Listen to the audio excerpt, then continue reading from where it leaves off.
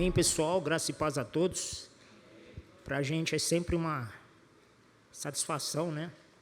Trazer a palavra de Deus. Embora às vezes a dificuldade atrapalhe um pouco, mas a minha vida, na verdade, para quem me acompanha, né, sabe que é uma demonstração assim viva, né, daquilo que o apóstolo Paulo diz lá em 2 Coríntios, capítulo 12, versículos 9 e 10, né? A minha graça te basta, e quando você é fraco, Paulo dizendo, né, quando eu sou fraco, eu que eu sou forte. Então, na verdade é isso, né? Embora todas as vezes que o bispo Éder falou, Mateus, tem como você dar a palavra? Eu falo, opa, beleza, estamos aí, né? Crendo que Deus vai nos sustentar. Amém? Então, amém, pessoal, sem mais delongas. Eu falo isso toda vez, né? Todas as vezes que eu prego, aquele relógio ali, ele dá uma acelerada. Então, eu tenho que ficar de olho nele. Pessoal, vamos abrir lá em Lucas. Evangelho segundo Lucas. A gente vai ler, pessoal, os versículos 54 do capítulo 22. Então, Lucas 22, a gente vai ler do verso 54 ao verso 62. Na verdade, pessoal, não vou falar aqui nada novo, né? Mas a palavra de Deus, ela é viva e eficaz. E muitas vezes a gente precisa lembrar do básico. E, infelizmente, esse termo básico, ele tem saído de moda, né? Porque nós estamos numa sociedade, tem um pensador que é muito influente nos dias de hoje, o Zygmunt Bauman, que ele fala da sociedade líquida. Então, a sociedade líquida é aquela sociedade em que as coisas perecem muito rápido. Então, aquela coisa, né? Parece que para você não ser sucumbido por essa liquidez das coisas, né? Dos conceitos, dos princípios, então você precisa estar sempre inovando. E parece que o básico não faz muito sucesso, porque nós também estamos na sociedade do espetáculo, né? Sociedade do like, a sociedade, né, do engajamento, a sociedade de você ter muitos seguidores, de você ser um influencer, né? Então, para que nós estejamos em voga, a gente sempre tem que ter algo novo. E esse novo, na verdade, ele perece muito, muito rápido. Então, parece que o básico tem saído de moda. Mas se nós pararmos para pensar, pessoal, básico fala de base, fala do fundamental. Imagine uma casa, por mais linda que seja, sem o básico, sem o alicerce.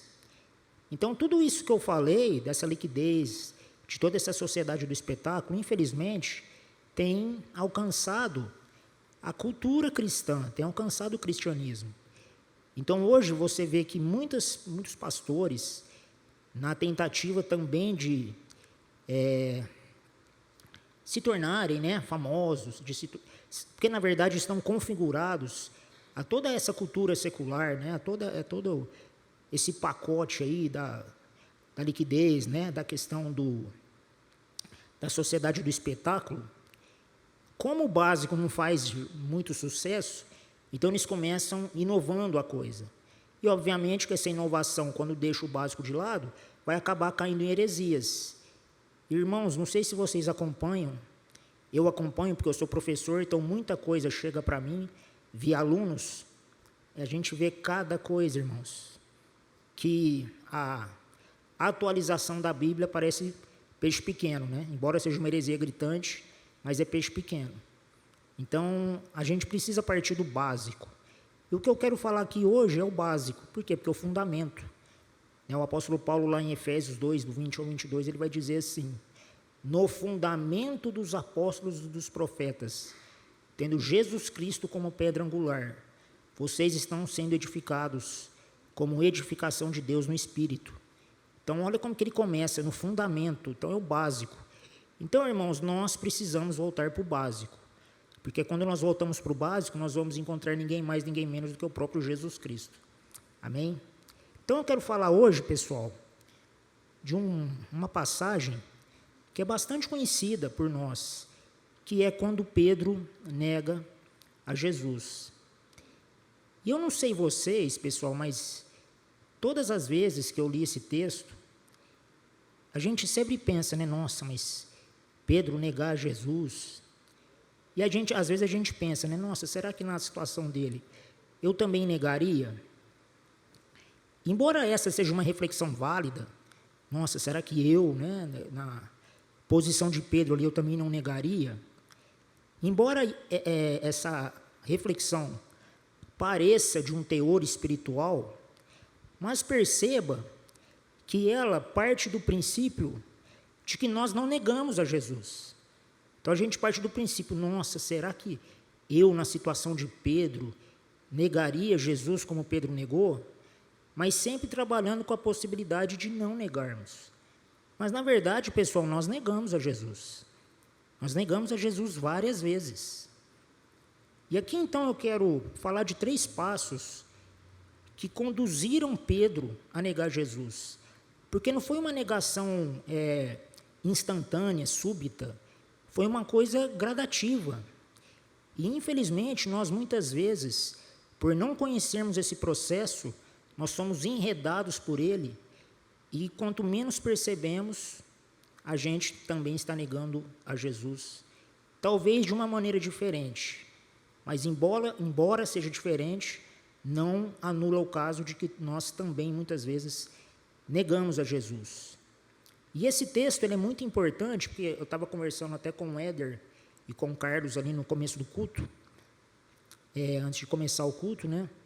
A gente estava falando da iminência dos últimos dias. E o Éder até falou, né, do sermão profético ali de Jesus em Mateus 24, e nós estávamos conversando, né? Olha, muita coisa já se cumpriu, mas muita coisa ainda tem para se cumprir. Então, lógico que a gente não tem condições de atestar, de afirmar de que nós estamos nos últimos dias, mas as evidências são fortes. E com isso, obviamente, a igreja vai começar a passar por uma pressão maior. Jesus ele disse isso no Sermão da Montanha, ele alertou em todo o ministério dele, os discípulos no tocante a vocês serão perseguidos. Obviamente, muita coisa se cumpriu. Os primeiros 3 séculos da igreja cristã foram de intensa perseguição, mas isso não anula o fato de que nós também passaremos. Talvez um grau diferente, mas nós já temos visto essas evidências. Nós temos visto, por exemplo, o antissemitismo crescente. E esse antissemitismo, pessoal, vai culminar numa frente contra o cristianismo. O secularismo que nós vivemos hoje, ele é essencialmente anticristão. Então, esse texto aqui ele é muito pertinente para os nossos dias, a fim de que nós conheçamos esse processo que levou Pedro a negar Jesus, a fim de que não caiamos nele. Amém?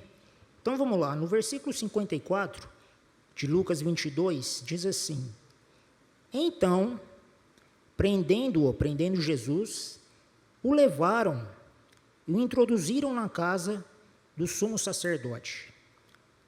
Pedro seguia de longe. Guardem isso. Pedro seguia de longe. E quando acenderam fogo no meio do pátio, no pátio da casa do sumo sacerdote, né? E juntos se assentaram, Pedro tomou lugar entre eles. E, entre mentes, uma criada, vendo-o assentado perto do fogo, fitando-o, disse: Este também estava com ele. Mas Pedro negava, dizendo: Mulher, não o conheço. Se a gente analisar atentamente a leitura do texto até aqui, a gente já vê que foi um certo processo. Pouco depois, vendo o outro, disse: Também tu és dos tais. Pedro, porém, protestava: Homem, não sou. E tendo passado cerca de 1 hora, outro afirmava, dizendo: Também este, verdadeiramente estava com ele, porque também é galileu. Mas Pedro insistia: Homem, não compreendo o que dizes. E logo estando ele ainda a falar, cantou o galo. Então, voltando-se o Senhor, fixou os olhos em Pedro, e Pedro se levantou Pedro se lembrou da palavra do Senhor, como lhe dissera: hoje 3 vezes me negarás, antes de cantar o galo. Então Pedro, saindo dali, chorou amargamente, que é o choro do arrependimento, né? Então, como eu falei para vocês, pessoal, nós vemos aqui um processo, e que muitas vezes nós estamos enredados nele. E a primeira parte desse processo está ali no verso 54. Pedro seguia de longe. Pedro aqui, pessoal, como nós sabemos, ele era um discípulo. E como eu já falei aqui várias vezes em outras ministrações, os evangelhos fazem uma distinção muito clara entre multidão e discípulos. Então, as multidões seguiam Jesus por aquilo que ele poderia oferecer. O milagre, os alimentos. O próprio Jesus falava isso. Falava, olha, a multidão me segue pelo pão que eles querem comer e pelos milagres. Mas os discípulos não. Os discípulos, eles seguiam porque criam que ele era o Messias, criam que ele era o cumprimento das Escrituras, né, do Antigo Testamento. Que para eles não era Antigo Testamento, não era Tanar, era a Bíblia, era a palavra de Deus revelada até então. Então, nós vemos já essa distinção, e nós devemos considerá-la aqui. Há uma distinção clara, como eu disse, entre multidão e discípulo, e nós precisamos analisar quem nós somos nessa divisão. Se nós seguimos a Jesus, se nós viemos no culto, se a gente, na verdade, confessa ser cristão, apenas pelo status social, ou apenas pelos benefícios que Deus, na sua rica misericórdia, na sua abundante misericórdia, na sua graça eficaz e soberana, manifesta sobre a nossa vida. A questão é que o discípulo, ele não segue a Jesus por aquilo que ele pode dar, mas por aquilo que ele é. Então, Pedro era um discípulo. Então, a gente já parte daí. Pedro era um discípulo, ele não era como a multidão. Mas, mesmo assim, pessoal, é possível que nós sejamos discípulos, é possível, sim, que nós não estejamos no contingente da multidão, que nós somos realmente pessoas que querem seguir a Jesus de verdade, seguir a Jesus por aquilo que ele é, mas, mesmo assim, termos um relacionamento distante.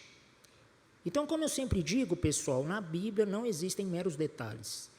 Então, quando a Bíblia fala que Pedro, embora sendo discípulo, seguia Jesus de longe, é porque não era um relacionamento satisfatório.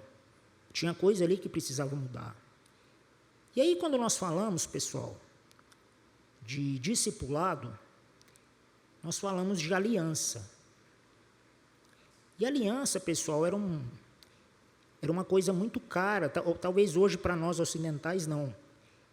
Tanto é que, por exemplo, só para citar um exemplo aqui, na nossa sociedade, né, na nossa cultura, por sermos frutos da sociedade ocidental, todo acordo, toda aliança, ela precisa de um contrato. Então, por exemplo, eu vou casar. Então, todo mundo aqui que já casou, o que precisou fazer? Ir lá no cartório, assinar ali, né, um contrato. Assinar um contrato. Por quê? Porque a palavra, por si só, ela não basta. Você tem que ter um contrato, porque se você não cumprir esse contrato, existe um documento ali homologado que você precisa cumprir. Isso, pessoal, nas sociedades orientais, principalmente na sociedade hebraica, é uma coisa um tanto quanto estranha. O que se pedia? Se pedia apenas 3 testemunhas para validar aquilo que estava sendo estabelecido, que estava sendo acordado. Por quê? Porque se o cara falou. Se ele estabeleceu uma aliança com a palavra dele, e para o judeu essa questão da palavra é muito forte, porque eles consideram o fato de que tudo que existe veio pela palavra de Deus, que é a palavra hebraica davar. Então, quando fala davar ou devarim, que é, por exemplo, o livro de Deuteronômio, que é o livro da lei, devarim, que vem de davar é a palavra, porque eles lembram muito do texto de Gênesis 1:3, que é o disse Deus, haja luz e houve luz, que é o Vaiomer Elohim, Então, quando um judeu lê na Bíblia Vaiomer Elohim, ele vai, como diz o Salmo 33:6, por exemplo, de que todas as coisas vieram pela palavra. Então, a palavra ela tem um poder em si muito forte. Então, quando se estabelece uma palavra, ela precisa ser cumprida. E é nesse intuito, por exemplo, que Jesus, lá em Mateus 5, vai dizer: seja a sua palavra sim, sim, não, não. Por quê? Porque Jesus era um judeu. Então, ele estava trazendo o princípio da davar, ou seja, a palavra. E aí, também nesse conceito de aliança, o judeu ele tem muito a questão da aliança de Deus com Abraão, o pacto abraâmico. Se a gente lê Mateus, por exemplo, quando Mateus vai falar da genealogia de Jesus, ele começa falando de 3 gerações. A geração de Abraão, é a geração de Abraão até Davi, e, aliás, tem, na verdade, de Adão até Abraão, de Abraão até Davi, e de Davi até o nascimento de Jesus propriamente dito. Então, Mateus está querendo dizer isso para dizer que Jesus ele é o cumprimento do pacto abraâmico. Jesus ele veio baseado no pacto abraâmico. E o que é esse pacto? Esse pacto está lá em Gênesis 17:1. Mas antes de eu falar sobre esse conceito de aliança, se nós pegarmos a palavra aliança no hebraico, que é a palavra brit, é interessante essa palavra, pessoal, porque ela explica o que significa biblicamente uma aliança. E aí, se nós pegarmos essa palavra, ela é composta por 4 letras no hebraico, que são as letras Bet, Resh, Yud e Tav. Brit. Ok. Na língua oriental, mas principalmente na hebraica, diferentemente das línguas ocidentais, colocando aí o português, as letras, pessoal, elas não são representações simbólicas de apenas sons. Então, se a gente pega no português, por exemplo, a gente vai pegar a letra A. Então, o camarada que vai lá escreve a letra A. O que é a letra A ali?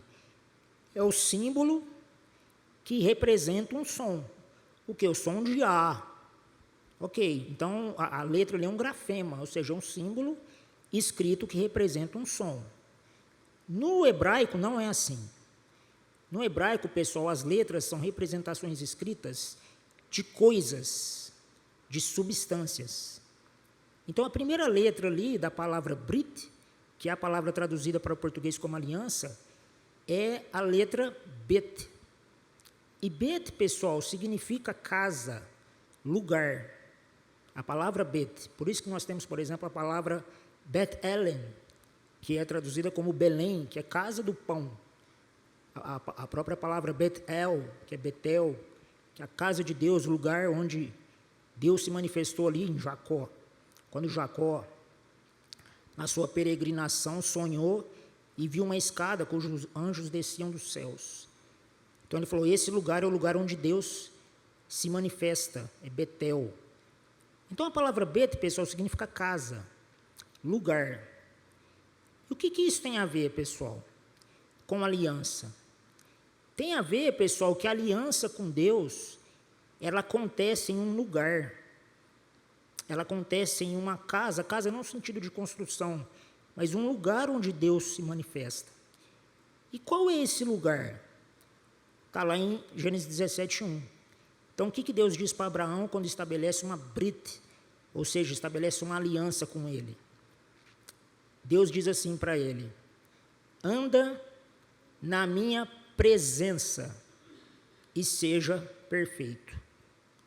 Então, a aliança de Deus, aliança com Deus, aliança que Deus estabeleceu com o homem, desde lá do Éden, pessoal. O Éden é o lugar dessa aliança. Por isso que a Bíblia diz que Deus formou o Éden e colocou ali o homem para cultivar e guardar. E a gente vê que em Gênesis 3, Deus vinha todos os dias na viração do dia. Então, existe um lugar onde essa aliança acontece. E esse lugar, como eu disse, é a presença de Deus. E a palavra presença ali é a palavra pnei, que significa face. É diante da face de Deus. É diante da presença de Deus. Então, esse é o lugar em que a aliança se desenvolve, nesse lugar em que a aliança se estabelece. Então, nós precisamos, pessoal, exercer o nosso discipulado na presença de Deus, que é o conceito, por exemplo, que os puritanos, a partir ali do final do século XVI, século XVII, principalmente ali na Inglaterra, quando os puritanos começaram ali, um embate contra a igreja anglicana, porque eles não queriam uma igreja submissa à coroa inglesa, mas enfim, isso aí é história, mas só para a gente pegar o contexto de que os puritanos, eles criam muito no princípio chamado coram Deo. O que é um coram Deo? Significa diante da face de Deus. Então, para um puritano, tudo que ele fazia, ele tinha que fazer o melhor. Por quê? Porque ele tinha consciência de que ele estava diante da presença de Deus. Então, um sociólogo, por exemplo, do século XIX, chamado Max Weber, ele escreveu um livro, que foi um tratado, que até hoje ele é válido, chamado A Ética Protestante e o Espírito do Capitalismo. Então, o que ele vai falar? Ele vai dividir a Europa do século XVII ali, entre os países católicos, romanos e os países de base protestante. E ele vai dizer, grosso modo, que os países de vertente protestante, eles cresceram, assim, muito mais do que os católicos, por conta daquilo que eles chamavam de ética protestante. O que é essa ética protestante ali que Max Weber detectou? É que todos os produtos que os países protestantes produziam eram muito, muito, muito melhores do que os católicos. Por quê? Porque eles faziam com excelência. E por que eles faziam com excelência? Porque eles faziam com a consciência de que eles estavam diante da presença de Deus. E de que aquilo era um culto a Deus. Então, lógico que eles iam fazer o melhor. Então, pessoal, a gente tem que entender que não basta sermos discípulos, mas nós precisamos entender que nós, em todos os momentos da nossa vida, estamos diante da pnei, ou seja, estamos diante da presença de Deus. E é ali que a aliança com Deus acontece. E, infelizmente, meus amados, nós ainda sofremos o impacto desse erro teológico que perdurou pela igreja protestante, principalmente o evangelicalismo, o chamado neopentecostalismo, que foi uma divisão totalmente antibíblica, totalmente estranha à Bíblia, que é aquela divisão secular e espiritual. Então, o que é esse ensino teológico? Não só ensina, essa tradição teológica, ela afirma que a espiritualidade, pessoal, ela está apenas naquilo que nós fazemos na igreja. Então, uma visão de espiritualidade completamente estreita. Então, o que é ser espiritual? O que é andar na aliança com Deus? É eu ter ministério na igreja. É errado, meus amados? Lógico que não. É bíblico, sim, nós estarmos envolvidos com os ministérios da igreja, não por igrejismo, mas por entender que a igreja é uma expressão do reino de Deus sobre a terra. Sim, mas a questão é que não se resume a isso. Por que é importante a gente falar isso, pessoal? Porque, infelizmente, muitos cristãos, de maneira errada, não conseguem ver, por exemplo, o seu ofício de pai, de mãe, o seu ofício de filho, o seu ofício de empregado, como algo espiritual. Então, é comum, por exemplo, nós vemos pastores que são uma bênção na igreja, mas em casa é um cavalo. Em casa maltrata a esposa. Não, às vezes a esposa quer conversar com ele. Não, agora dá um tempinho porque eu estou preparando o sermão. Às vezes os filhos vêm ali querendo uma atenção com o pai. Não, agora não, porque eu vou orar. E por isso tem muito filho de crente desviado. Por quê? Porque o pai ou a mãe não conseguiu ver a espiritualidade que tem, por exemplo, em você deixar de orar, aquele momento que você tinha tirado ali, para ter atenção com o seu filho. Seu filho precisa, porque é o seguinte, pessoal, eu falo porque eu sou pai de 2 filhos, eu tenho um menino de 11 e uma menina de 6. E se eu não tomar muito cuidado, se nós como pais não tomarmos muito cuidado, e se nós não darmos a atenção que eles exigem, o mundo vai dar, pessoal. O mundo vai dar. E o diabo é astuto. A gente vai ver aqui um pouquinho depois. O diabo é astuto. Então, o fato de você, por exemplo, sentar e conversar, brincar com seus filhos, é tão espiritual quanto o seu devocional. Obviamente que um não substitui o outro. Óbvio que não. Mas é tão espiritual quanto. Porque não adianta nada você ser um crentão na igreja, um crentão, um cara que participa de todos os ministérios da igreja, só que deixa a casa de uma maneira totalmente livre para o diabo agir. E aí depois fala, gente, mas olha, eu sirvo a Deus, eu faço tudo certinho, mas o meu marido não quer saber de Jesus, os meus filhos não querem saber de Jesus. Irmão, é óbvio, infelizmente, você não viu o cuidado para com a sua família como uma coisa espiritual. Irmãos, para o cristão, tudo é espiritual. Em todos os momentos da nossa vida, nós precisamos entender que nós estamos diante da presença de Deus. 1 Coríntios 10, 31, o apóstolo Paulo diz, quer comais, quer bebais, façam tudo para a glória de Deus. Só que hoje isso é uma coisa, infelizmente, estranha para o cristianismo, é uma coisa tão bíblica. É uma coisa que está ali desde a aliança com Adão. Há um lugar em que essa aliança acontece, esse lugar é a presença de Deus. Então, quando nós não conseguimos ver que tudo o que envolve a nossa vida como algo espiritual, a gente vai colocando apenas no campo da espiritualidade, no exercício da nossa fé, as coisas eclesiásticas, os ministérios da igreja. E com isso nós vamos nos distanciando do verdadeiro discipulado. E aí, quando nós menos percebemos, nós estamos trilhando o primeiro passo. Qual que é o primeiro passo? Andar de longe. Quando a gente analisa, por exemplo, pessoal, 2 Tessalonicenses, quando o apóstolo Paulo diz que antes da manifestação daquilo que Paulo chamou de homem da iniquidade, virá o quê? Uma grande apostasia. E o que é apostasia, pessoal? É o esfriamento da fé. Ou seja, é a gente andar de longe como Pedro. Ou seja, é não ter a totalidade da nossa vida submissa a Cristo.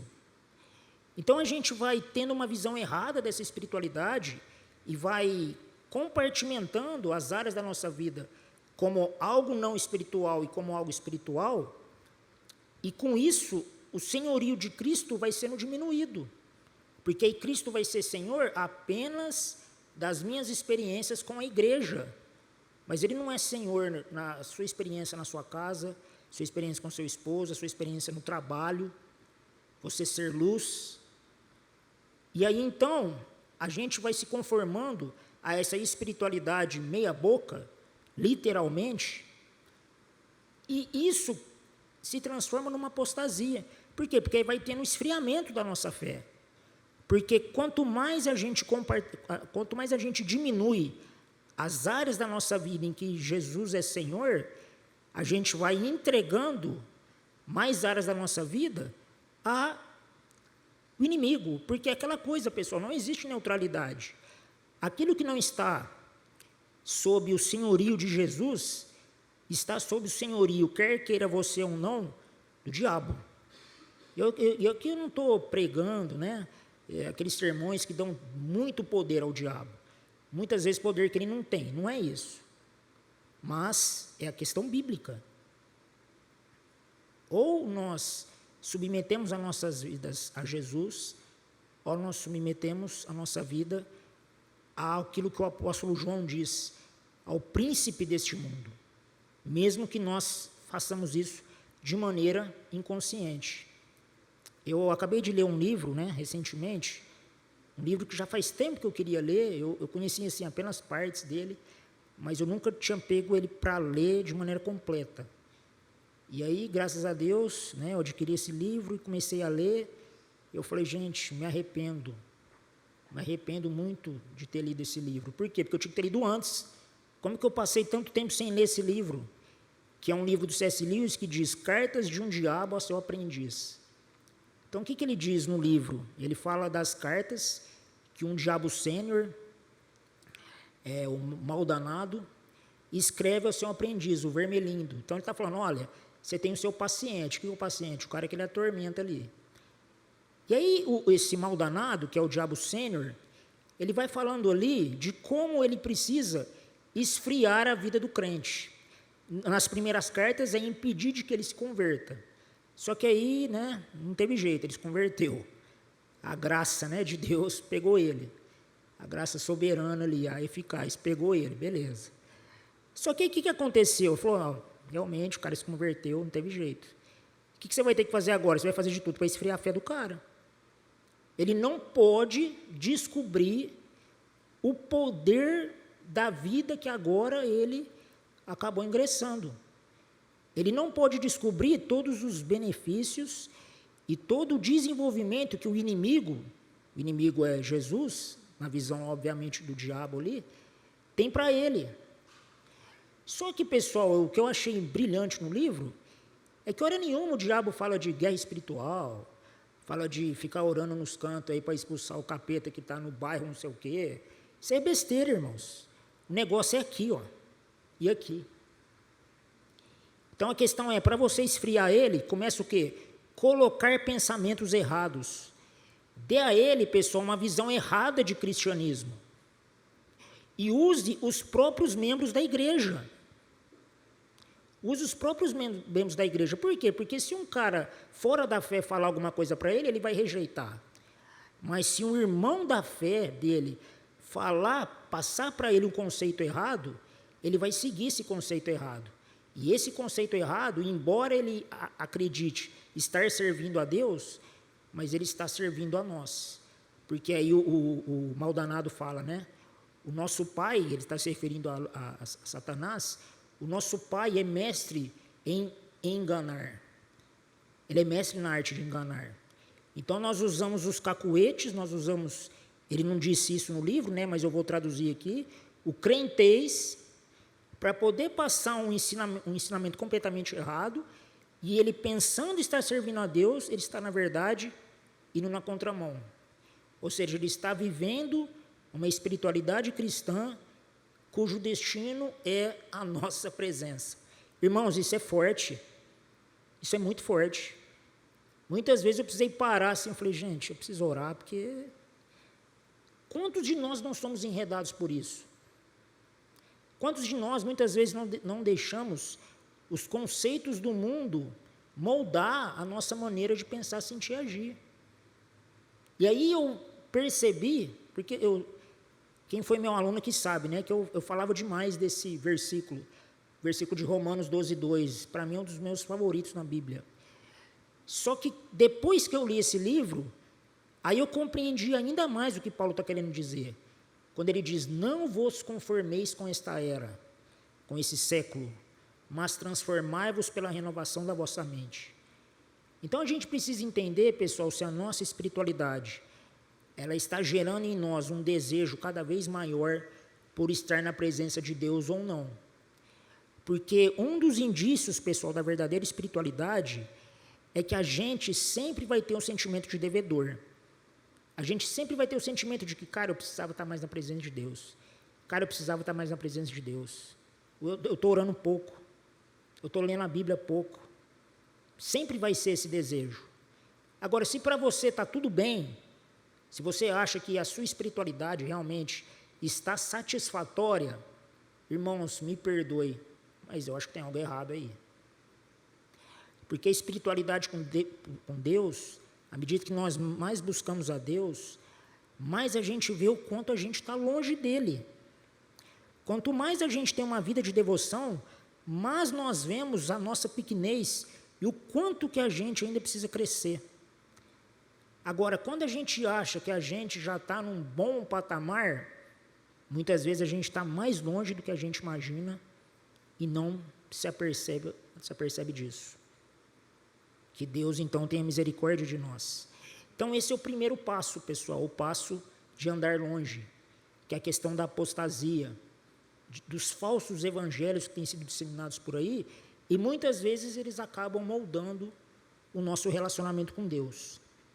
O segundo passo, pessoal, está lá no versículo 55. E quando acenderam fogo no meio do pátio, juntos se assentaram. Pedro tomou lugar entre eles. Irmãos, nós temos o Salmo 1:1, que diz: bem-aventurado o homem que não anda no conselho dos ímpios, não segue a conduta dos pecadores, nem se assenta na roda dos escarnecedores. Voltando ao livro, pessoal, Cartas de um Diabo a seu Aprendiz, uma coisa também que me marcou muito foi que o diabão, o maldanado, falou: olha, é o seguinte, uma maneira de você distorcer o seu paciente da fé, faça com que ele cultive amizades erradas, amizades de pessoas que vão perverter o evangelho, vão perverter a experiência dele com as coisas, com as pessoas. E uma das maneiras que o diabo usa, pessoal, para perverter a nossa fé, é justamente as amizades. Pessoal, é lógico que a gente também não pode ser escapista. O que é o crente escapista? É o cara que só anda com crente, só vai no ambiente de crente, é o cara que vê o cristianismo como um segmento, é um cara alienado do mundo. Isso é antibíblico também, pessoal. Jesus, lá na oração sacerdotal, em João 17,15, ele vai dizer: não peço, ó Pai, que os tires do mundo, mas que os livres do mal. O próprio Jesus foi acusado pelos fariseus, pela cúpula religiosa da sua época, de andar com pecadores. É lógico, pessoal, que nós precisamos ser luz. A gente precisa ser luz. A gente não vai ser aquele cristão de gueto. Não, você é cristão? Não. Então, por favor, nem converse comigo. Seu incrédulo, pecador, vai se arrepender para conversar comigo. Óbvio que não. Óbvio que não. A questão é, existe uma diferença entre você ser relevante e de você ser configurado ao mundo.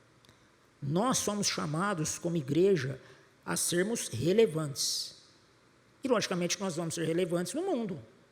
Nós vamos ser relevantes para as pessoas que precisam do evangelho. Porque ficar só no meio de crente, beleza. É bênção, é necessário, é bíblico, é. Mas quando a gente analisa, por exemplo, a igreja primitiva, Deus permitiu uma perseguição a fim de que o povo se espalhasse. Por quê? Porque ele estava ali formando um gueto. Porque é gostoso estar no meio de crente. Você não é confrontado. Beleza, você não vê o pecado, porque o pecado agride a nossa vida. Só para vocês terem uma ideia, todo dia eu pego carona com a minha sogra. A minha esposa trabalha com o carro, então a minha sogra vai buscar as crianças, aí eu já pego uma carona com ela.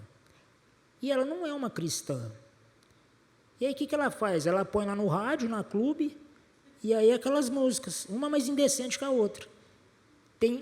Às vezes eu venho assim ouvindo, lógico que eu não vou falar para ela, mas minha vontade de dizer: Dona Marinês, por favor, desliga só um pouquinho. Gente, não, nem vou falar de ritmos, para não criar contenda. Mas, irmãos, a gente já tem uma degradação cultural absurda, A gente já tem isso. As músicas de hoje, não sou eu que estou dizendo, embora eu concorde com isso, mas o Milton Nascimento, que é um ícone da música, disse: a música contemporânea não vou falar aqui o que ele falou, não presta.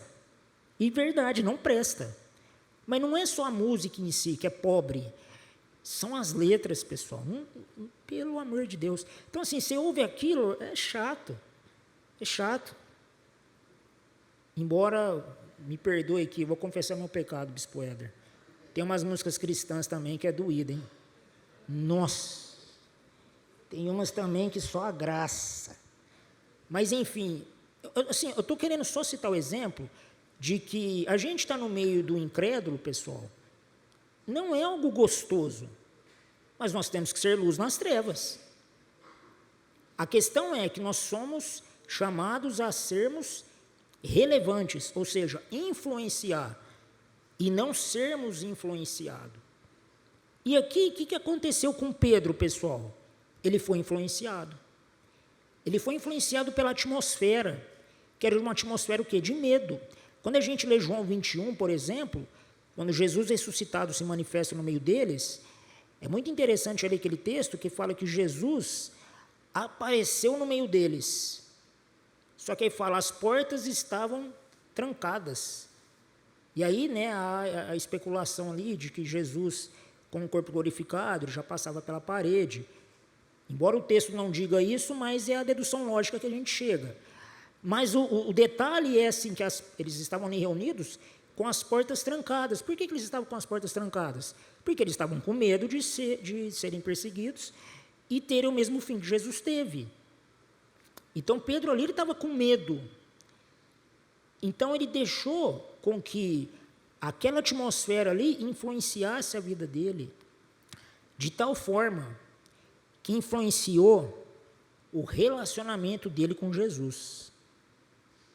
E isso, pessoal, de uma maneira muito mais perceptível do que a gente queria que fosse.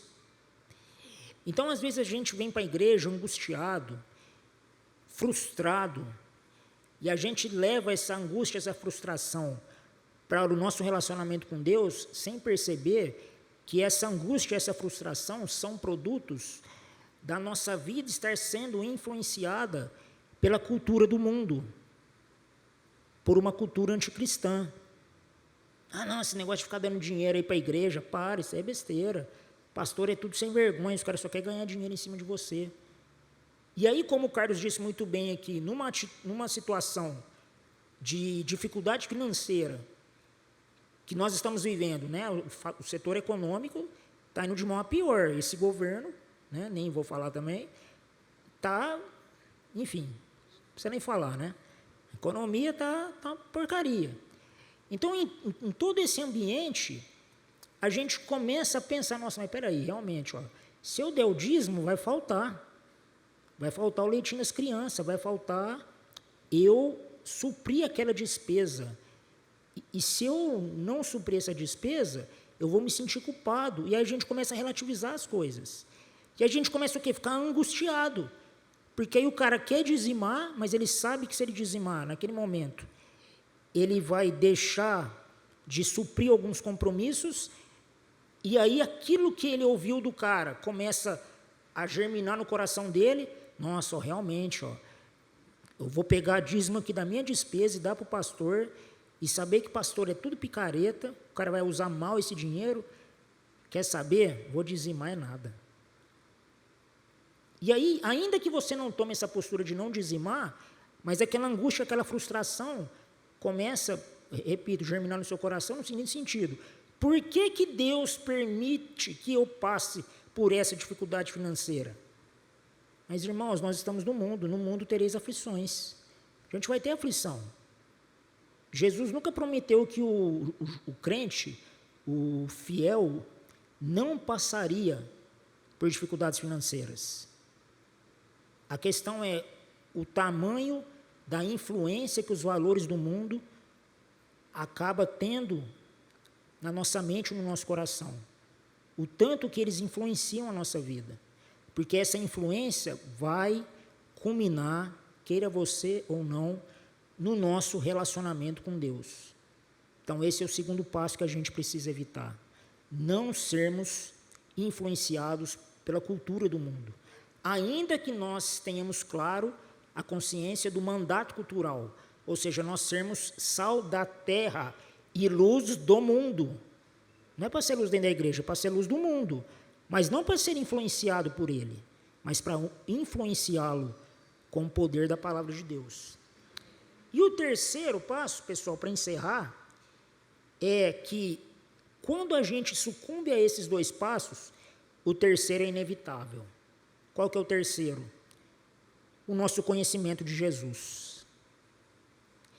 Quando a gente começa a andar longe de Jesus, por conta dessa falsa dicotomia entre espiritual e secular, ou seja, quando nós não temos a totalidade da nossa vida submissa a Cristo, e por isso nós somos influenciados pelos valores do mundo, e isso vai culminar no nosso relacionamento defeituoso com Jesus, tudo isso vai fazer com que nós não tenhamos o conhecimento que Jesus quer que a gente tenha sobre Ele. Então, nós pegamos, por exemplo, Oséias 6,3, né, um texto bastante conhecido. Conheçamos e prossigamos a conhecer ao Senhor. Então, conhecimento, pessoal, é algo paulatino. 2 Coríntios 3,18, né? Todos nós, com o rosto desvendado, contemplando como por espelho a glória do Senhor, somos transformados de glória em glória, como pelo Senhor o Espírito. Então, à medida que nós vamos nos relacionando com Jesus, nós vamos recebendo da revelação dele, e essa revelação vai nos transformando. Mas, pessoal, como eu disse, nós vamos sucumbindo esses dois primeiros passos, o terceiro vai ser comprometido. E aí nós devemos nos perguntar, qual o conhecimento que nós temos de Jesus? E uma das formas para a gente avaliar o nosso conhecimento de Jesus é quando esses hereges que aparecem por aí, pregando um Jesus completamente estranho às Escrituras, se você tem condições de dizer, opa, peraí, isso aí está fora. E não só dizer que isso aí está fora, mas ter condições em Deus de falar, cara, você está errado por isso, por isso, por isso. Esse Jesus que você está apresentando não tem nada a ver com o Jesus das Escrituras. Mas por que muitos hereges têm, vários seguidores? Porque são pessoas que não conhecem Jesus. Então, qualquer Jesus que apresenta, os caras vão falar, nossa, realmente, esse é o Jesus. Irmãos, para mim, a apresentação desses Jesuses, vou aqui usar um plural indevido, né? Falsos, esses falsos protótipos de Jesus, para mim, isso é o espírito do anticristo. Isso, para mim, é o espírito do anticristo que o apóstolo João diz na sua carta. Porque começa a disseminar um Jesus falso e por muitos não conhecerem o Jesus verdadeiro, porque não tem um conceito verdadeiro, de verdadeira espiritualidade, tem o livro do Francis Schaeffer, muito bom nesse sentido, não entendem que a totalidade da nossa vida que precisa estar submissa a Cristo, começa o quê? A aceitar esses Jesuses horrorosos que as pessoas pintam por aí como se fosse Jesus verdadeiro. Não, Jesus ama todos, ele não está nem aí com o seu pecado, está nem aí. Então, se você é um adúltero, se você é um gay, não interessa. Jesus não veio confrontar pecado nenhum, ele veio amar. Aí a gente vai lá em João 8, Jesus com todo o amor ali, com aquela mulher pega em flagrante adultério, falou, ninguém te condenou, nem eu tampouco te condeno. Vai e não peques mais. A gente vê em João 4, quando Jesus aparece também para aquela mulher ali, samaritana, Jesus diz, vai lá, chama seu marido. Ah, não, mas esse que eu estou agora não é o meu marido. Jesus falou, bem disseste, já tiveste 5 maridos. O que Jesus está fazendo ali? Confrontando o pecado, em amor. Mas uma pessoa que tem um relacionamento satisfatório com Jesus, o conhece. Então, ele não vai cair nesses engodos. Então, aqui, Pedro, o que aconteceu? Por conta dele estar influenciado pelo ambiente, o que ele disse? Mulher, não o conheço. Então, além do nosso conhecimento não ser satisfatório no sentido de impedir a gente aceitar uma versão falsa de Jesus, isso também fala da nossa da nossa covardia em, quando necessário, expressarmos a nossa fé. Eu concluo verdadeiramente com isso. Como eu disse para vocês no começo, nós estamos na cultura do espetáculo. E à medida que a gente vai sendo enredado por essa cultura do espetáculo, porque o que acontece, pessoal? É bíblico nós sermos relevantes. É bíblico. E, pessoal, eu não sou contra, tanto que eu faço uso disso. Hoje é uma ferramenta que existe e que a igreja precisa usar, no sentido de fazer com que a fé seja relevante, a internet, as mídias sociais. Por quê, pessoal? Porque se a gente não usa, o diabo vai usar, Felipe Neto, essas belezas aí vão usar para ficar distorcendo a mentalidade das pessoas. Então, a gente precisa usar. Eu uso, vejo gente usando de maneira muito competente, são pessoas ali que estão levando o verdadeiro evangelho. Eu estava conversando com uns amigos meus, eu falei para eles, olha, se o apóstolo Paulo vivesse nos dias de hoje, com certeza ele ia ser um influencer digital. Com certeza. Porque ele usa todos os meios. Porque Paulo, na época dele, usou todos os meios. Estava lá em Atenas, estava tendo discussão lá na Ágora, ele foi lá pregar o evangelho. Então, Paulo ia usar. Só que, pessoal, Paulo, ele não ia ficar refém dessa cultura do espetáculo no sentido de ter muitos likes. Cara, Paulo não estava nem aí para isso. Mas ele queria sim fazer com que a fé cristã fosse relevante. Só que, pessoal, é aí que está a questão.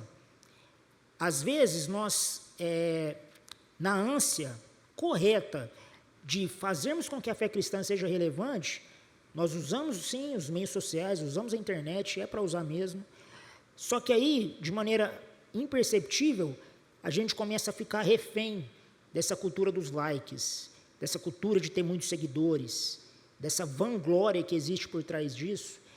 E aí, com medo de ser cancelado, a gente não responde como deveria responder quando a nossa fé é vilipendiada, quando Jesus ele é criticado. Isso é uma coisa que eu admiro muito no bispo. O bispo, quando vê uma coisa errada, ele se manifesta mesmo. E está certo, tem que se manifestar mesmo. Mas eu vou perder seguidores. Problema. Eu lembro muito de João, no capítulo 6, quando Jesus, as multidões seguindo ele, Jesus era, o influencer da época. Ele era muito famoso. E ele começou a pregar ali uma face, uma outra face, uma face desconhecida, mas uma face essencial do evangelho do reino. Aquele que não comer da minha carne e não beber do meu sangue não tem parte comigo. E aí o que aconteceu, pessoal? Ele começou a perder seguidor. A multidão começou a fazer aqui um neologismo popular aqui, ele começou a vazar. O pessoal começou a dar linha. Ele foi perdendo a audiência, ele foi perdendo a popularidade. E aí o Pedrão chegou para ele e falou, ô mestre, você está meio que exagerando aí, né? Você está perdendo um monte de seguidor aí, tua popularidade está indo lá embaixo. Jesus virou para Pedro e falou, se você quiser ir também, tchau. Se você quiser ir também, porque o papo é esse, irmão. O evangelho é isso aqui.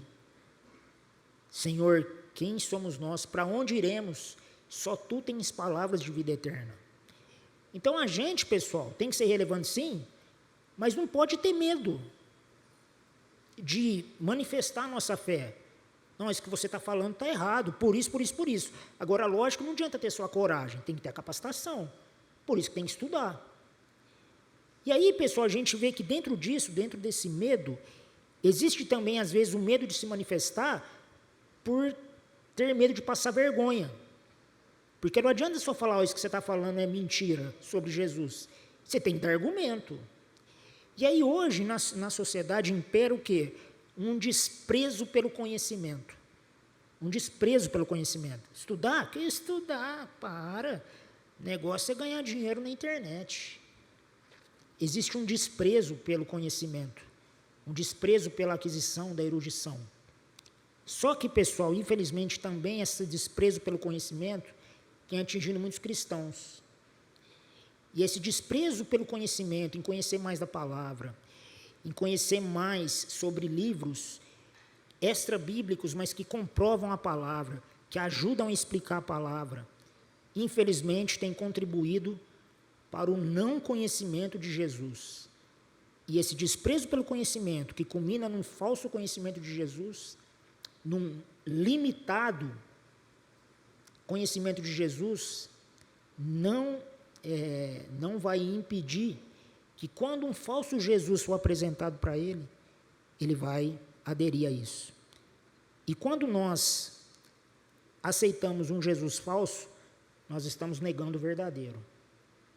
Então, irmãos, são esses 3 passos aqui que eu queria deixar com vocês. Logicamente que teria muito mais coisa para falar, mas como eu digo, aquele relógio ali, ele é meio implicado comigo, ele corre muito rápido. Mas amém, irmãos, vamos ficar em pé. Queria só fazer uma oração.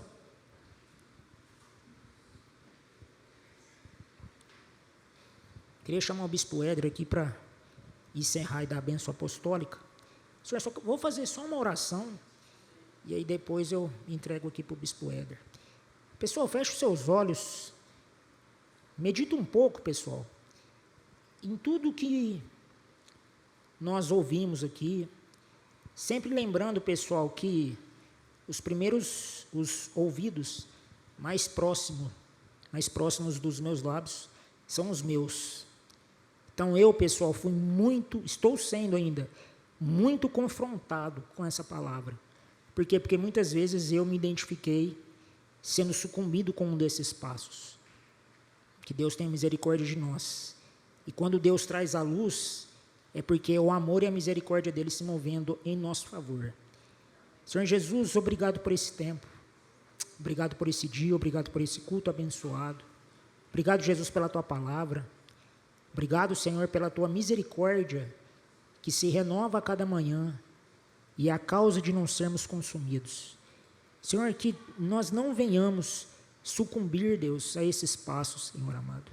Que o Senhor revela, Deus, que o Senhor trabalhe no nosso coração, gere em nós o verdadeiro arrependimento, gere em nós, Senhor amado, aquilo que John Wesley falava, do fogo no coração, que nosso coração seja aquecido, Senhor, por conhecermos mais o Senhor, por desejarmos mais a tua presença, que nós sejamos conscientes, Deus, que o nosso relacionamento com o Senhor tem sido falho, tem sido pobre. O Senhor, Deus, tem tanto para revelar para nós. O Senhor, gere esse desejo no nosso coração de te conhecer cada vez mais, a fim de te servir e te adorar, em espírito e em verdade, em todos os momentos da nossa vida. Em nome de Jesus. Amém. Amém. Obrigado, meu irmão. Ótima palavra, Deus abençoe. Amém. Erga a mão para o céu. Que o grande amor de Deus Pai, a graça do nosso Senhor Jesus Cristo e a doce presença do Espírito Santo esteja conosco e com todo o povo de Deus, hoje e para sempre. Amém. Deus abençoe a sua vida. Vá em paz. Bom domingo. Amém?